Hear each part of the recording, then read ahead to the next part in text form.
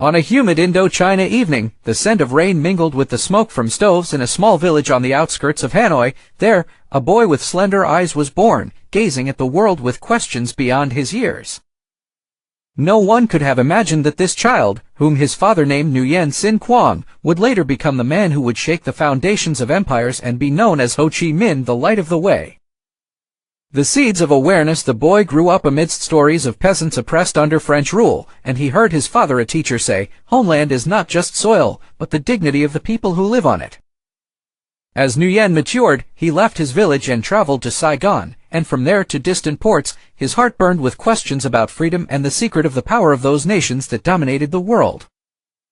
In 1911, he boarded a French merchant ship and left his homeland in disguise, under an assumed name. He had no money, no plan, but he had an idea: to see the world through his own eyes so he could learn how to liberate his country.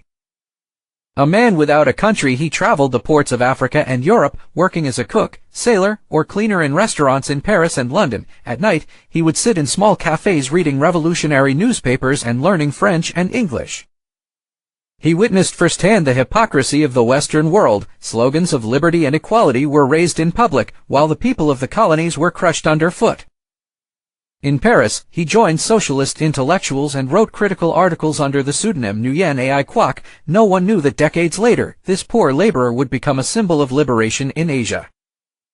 When he heard about the October Revolution in Russia, he headed to Moscow to see where the winds of change were blowing from.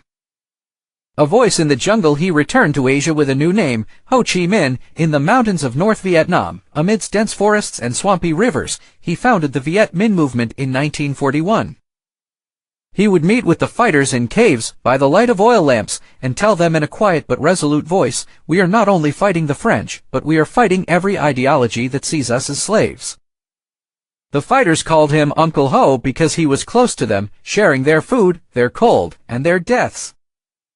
In 1945, when Japan fell after World War II, Ho Chi Minh emerged from the shadows into the light, declaring to a crowd of thousands in Hanoi, "Our people have been reborn. Nothing is more precious than independence and freedom." That was the moment the Democratic Republic of Vietnam was born, but it was also the beginning of a long war. The flame of independence. The French returned with their weapons to reclaim their colony, and a fierce war erupted that lasted 8 years. In the jungles and mountains, the Vietnamese resisted with primitive weapons, but with unwavering faith, Ho Chi Minh moved among them, writing letters to the fighters in his own hand. "We may lose a battle, but we will never lose the homeland."